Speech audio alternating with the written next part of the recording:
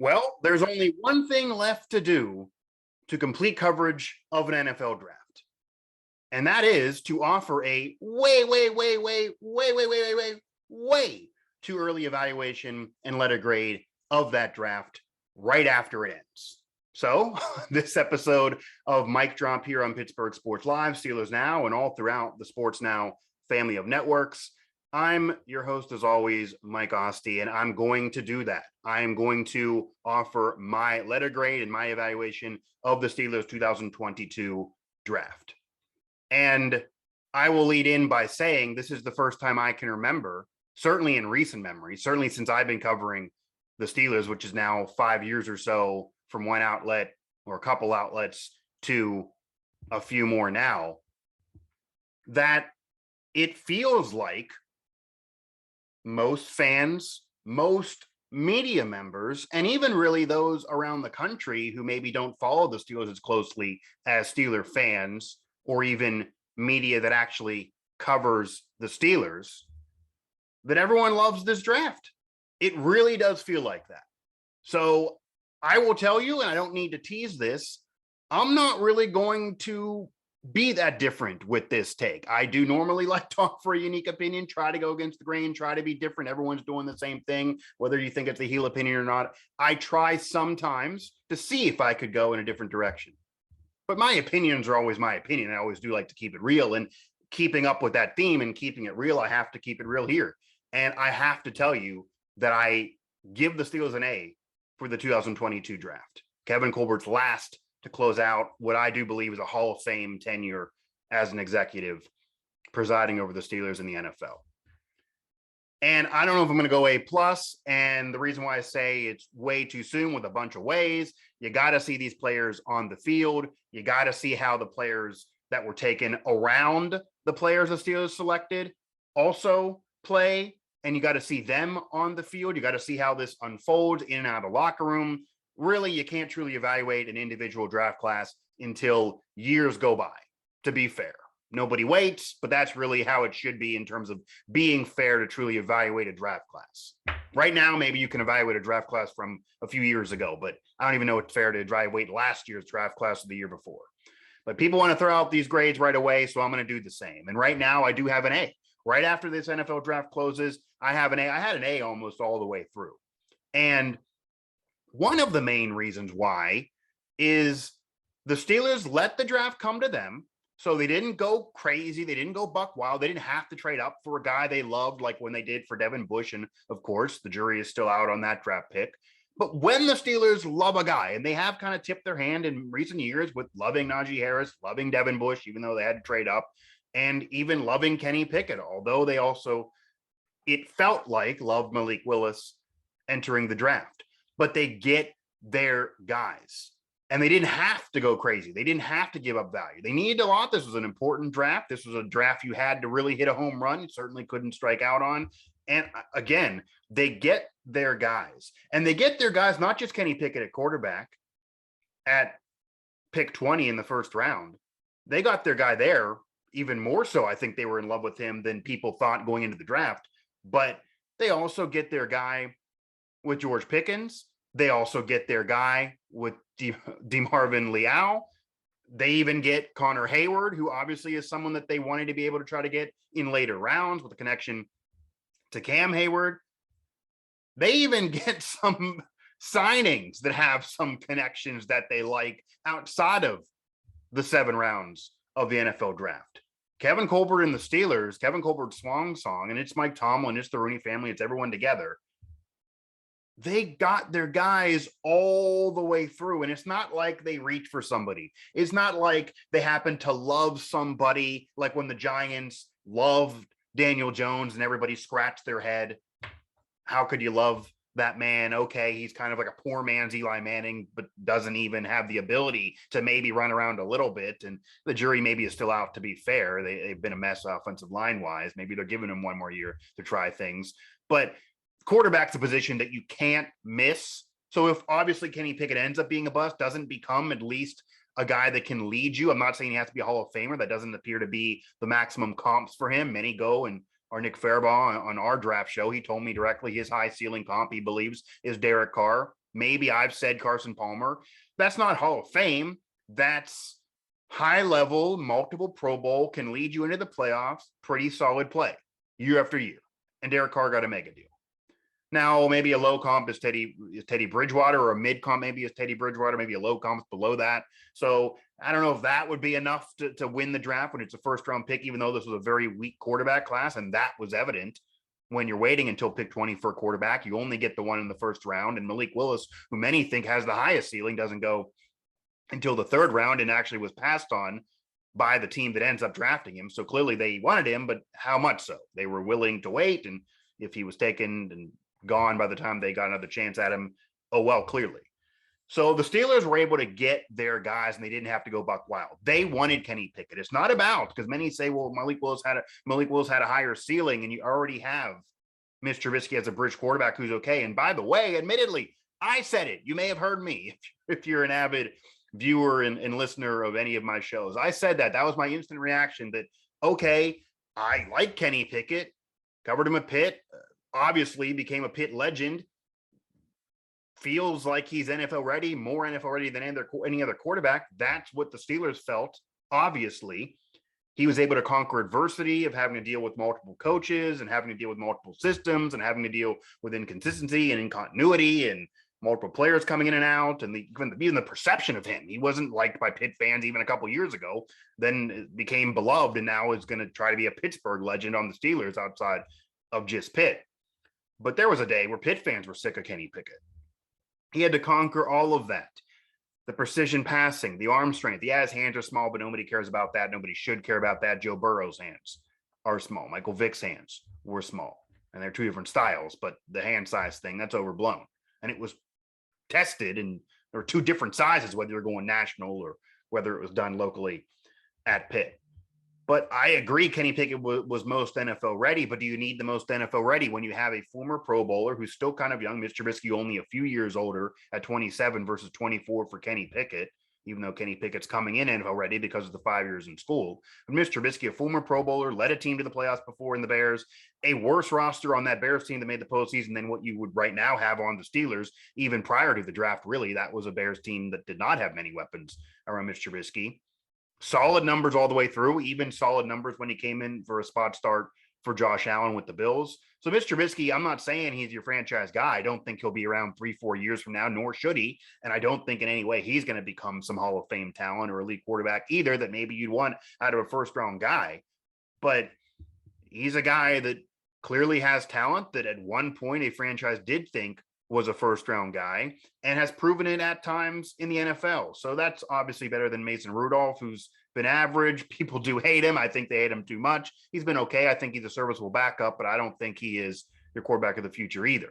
So you bring in Mitch, likely he's your QB1, and likely your QB1 anyway, by the way, to start the 2022 NFL season. I would still bet that Mitch Trubisky starts week 1. What his leash will be interesting. And obviously there are going to be tons of people, certainly Pitt fans that are also Steeler fans, which is a large chunk, that are going to be yelling for Kenny Pickett if Mitch Trubisky would have one bad moment, let alone several games in a row. And certainly if they start out slow, they're going to be calling for Pickett right away. But I think Mitch has an edge. And that's why maybe you argue. And that's what Nick said on with me. That's what I said. That's what others have said. I've heard it. I hear it.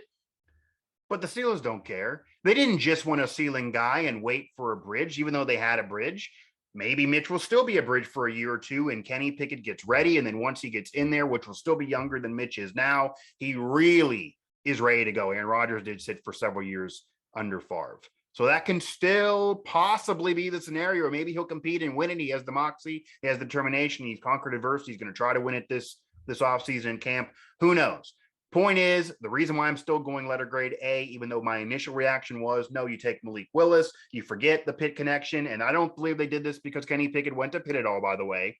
They didn't do it because he went to Pitt. If he went to WVU, Penn State, a school that had nothing to do with any local flavor, they would have done the same thing with the exact same QB, the exact same situation, the exact same skill set, and the exact same numbers and level of play. I do believe that. They felt he was the most NFL ready. They needed a quarterback. Even if they have the bridge guy, they wanted Kenny Pickett. He was their QB1. That's what they said. And you can say, do you always believe what teams or the Steelers say? Honestly, when it comes to the draft, and this has been years and years and years now of me covering the Steelers, yes. They have tipped their hand. I've tried to dance around the tipping of the hand. I've tried to think, what do they really mean? I've tried to think maybe it's subliminal messages. I've tried that over the years, and I've been wrong. I'll admit that. They usually do tell you, and they usually are direct on, certainly afterwards. So this was their QB1. They got their QB1. So once you get your QB1, who you believe is most NFL ready, despite having a bridge guy, it creates a solid QB situation for you when a month or so ago they had a catastrophe at quarterback where it was just Mason and Dwayne Haskins obviously passes away tragically, which is incredibly sad, but he wasn't ready to be your guy either. He had up and down games in the preseason a year ago. He didn't beat out Mason for QB2 even when Ben was still there. Some might have been sold. I never was sold on Dwayne Haskins being your franchise guy either. So he tragically passes away. You still have Mason. I don't know if that's something they were sold on, even though maybe they do like him more than some fans. Could throw him in a competition. But you bring in Mitch, the best guy out there, I really do feel like, in terms of realistically bringing someone in. They weren't going to trade for Russell Wilson or Aaron Rodgers or any of that. And obviously Rodgers stays in Green Bay and Russell Wilson goes to Denver. They weren't going to even bring in Deshaun Watson. That wasn't going to happen. So out of realistic things, you bring in Mitch, former Pro Bowler, playoff appearance. That's good. You still have Mason. He's at least a backup for me. That's okay. You're probably going to trade him to get some value now. And then you get the most NFL-ready quarterback in the draft without having to trade up. And even we did a live draft show. I'm sitting there thinking, okay, we figured it was Willis. But if Pickett's your guy, the Saints could take him right in front of you at 19. Other teams could have taken him before you. And yeah, maybe clearly there was an indictment of this quarterback class that nobody was going to take Pickett or anybody else in the top 10 or 6 or 11, 13. None of that was going to happen. Clearly, they didn't love these guys enough. But right in front of you maybe was a concern. The Saints certainly, you think, need a quarterback. You think Kenny Pickett could fit in what they want to try to do, since they're obviously Sean Payton and Breeze are gone, but they're still going to run a similar type of system. That doesn't really fit Willis, even though, Winston's maybe closer to Willis than he is Pickett. But who knows what Winston could be despite being a former Heisman guy. Tons of interceptions over the years, calmed it down last year, but are you really sold? So maybe you bring in Pickett to do what the Steelers are doing with Pickett and Mitch Trubisky.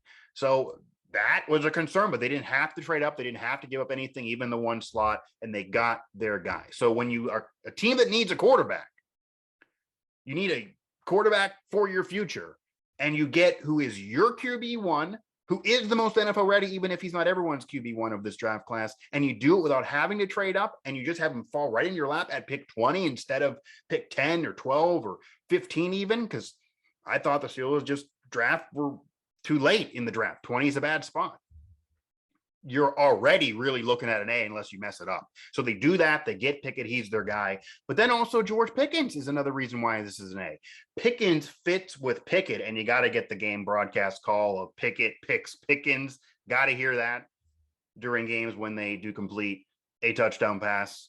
When you have Pickett connect to Pickens for a score, you got to get that. You got to get Pickett picks Pickens for a score. I want to hear that on a broadcast. But in all seriousness, Pickens, regardless of what his name is, has been in big games, has the talent. Some thought he actually had a first-round grade, even though most of those quality receivers at that point who had those grades were gone, and the Steelers go quarterback instead. Many thought he could have been a first-round guy, honestly. Maybe there's some things, maturity that maybe you can clean up. Obviously, with AB, some are going to roll their eyes. Steelers have dealt with that too much, but usually not right away in their careers. And Pickens has the talent. He has the size. He has the talent. He fits into the style of Kenny Pickett, who finds his guys. He could even be a red zone threat with Freiermuth. So that pick is fantastic. Absolutely. And I do believe better than Sky Moore, who is a receiver that many wanted, who was taken a few picks after Pickens, ends up on the Chiefs. A smaller guy, maybe some think he's only a slot receiver. I heard some. I know Nick has said that he could be more than that, but you look at the size of 5'8", it just doesn't do it for you in comparison to 6'3". The body side doesn't do it. He feels more like a slot guy, and he could be a solid player for you. Maybe he's more of a replacement for Juju, who is a better slot than outside, no matter what he thinks. But that's not number one receiver potential as much so, and it may be. You could say Cooper Kupp and others, of course, Wes Welker over the years. But George Pickens, I like more. I felt like he'd give you more. That doesn't mean Deontay is going anywhere. In fact, this might mean they're pairing Pickens and Deontay together, and they want to re-sign Deontay Johnson to whatever deal they can find, because Deontay might be more similar to Sky Moore. But yeah, local thing might have been cool, but they went with the guy that fits. That's why they don't care about local things. Pitt and Pickett just happened to be the case. They would have taken Pickett no matter where he went. But the cool Pitt story is there, certainly. So you get your QB. You don't have to give up anything. He falls in your lap. He always was your QB1. You get a receiver that you can build with him. And Colbert and the Steelers have always been phenomenal at drafting receivers over the years. They've definitely had issues at other positions, but not receiver over the years. So unless this is a rare miss for Kevin Colbert, likely a productive player right away. It's a position that you can have production right away. And we've also seen, so don't expect him to be around forever, from other teams in the NFL, that the NFL clearly doesn't value receivers to the level of paying them big money if you don't need to. So you have a guy for 3 or 4 years, you got a rookie deal, and then once he hits where he needs a mega deal, you don't need him anymore. That's why A.J. Brown ended up having to go find that money elsewhere. And that's why other teams, Tyreek Hill, no longer on the Chiefs, they still feel like they can contend, and they probably will still win games, even though he's now going to be on a worse team, but finally gets his money. You don't need to pay a receiver tons of money. You can dip back in the draft or whatever the case may be and find that guy. There's always tons of them. And the Steelers got one of the better ones, even though it wasn't in the first round. You go to defense, the first 2 picks, offense, defense to Marvin Leal. That's a position of need. Another reason why this is an A, that's a position of need on the defensive line. He can go D tackle. He can do whatever you want there. He can play to multiple positions. Cam Hayward's getting older, aging like a fine wine, but how long is this going to go? It's not like he can play at that level forever. And then separate from that, the Stephon Tuitt situation, still a major uncertainty, a major question mark. I say they got to put a hard deadline. You guys give me some flack when I say that. I get the emotions. I get it's more than a physical injury. It's certainly a personal situation. It's all about that. I get it. I wouldn't tell anyone how to grieve, but they've been very kind. They've been very patient. They've been very good to him. At some point, you got to say, hey, nobody else in any walk of life gets to just take a year off and just do whatever with an employer holding a spot for him.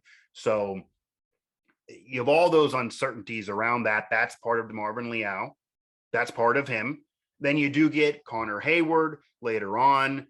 That could certainly help you there with multiple positions, whether it be as a blocker or adding another cog to the offense. Obviously, the Cam connection, that's something that fans are going to like. You get a linebacker at the end of the draft there, which is always a position the Steelers like to throw in with late round picks, and they always need those. And you certainly need those on defense for depth, even though those guys likely may not make the team once you get to the 5th, 6th, those type of round selections.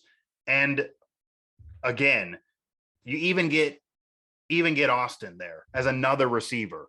So you even get Calvin Austin, who is a legit burner. That was my first reaction. It is true. He is a burner. He can take the top off the defense. I don't know if he's a number 1 guy, obviously. I don't think he's going to make tons of Pro Bowls and be a perennial Pro Bowler. But whatever you thought maybe I could get with James Washington, but there were never opportunities for him to fully be that guy because there was so much depth at receiver. Now you get more depth. You couldn't just get one guy in George Pickens. There's still question marks on Deontay Johnson for the future. You don't have Juju. You don't have James Washington any longer. Chase Claypool needs to still step up more to be what he was his rookie year. You need more out of him. So you lose some and you gain some, and they're younger and they're just as good and they can fit those roles. The Steelers need depth at receiver. And I get offensive line is something that you guys are going to bring up, because if they don't have an O-line that is better, it doesn't matter about QB, doesn't matter about receiver, doesn't matter about running back. That's why Najee's yards per carry wasn't as great as maybe his overall yards say. I get it, and I don't disagree.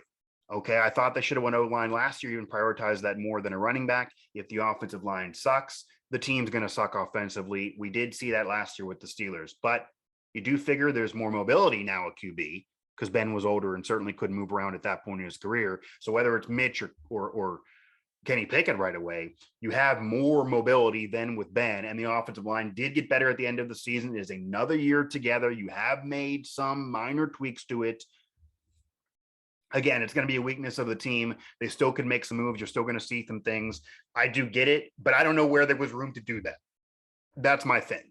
I wouldn't want to do that instead of getting George Pickens. You needed a receiver like that. Certainly with Deontay maybe not there forever. Certainly not needing depth at receiver.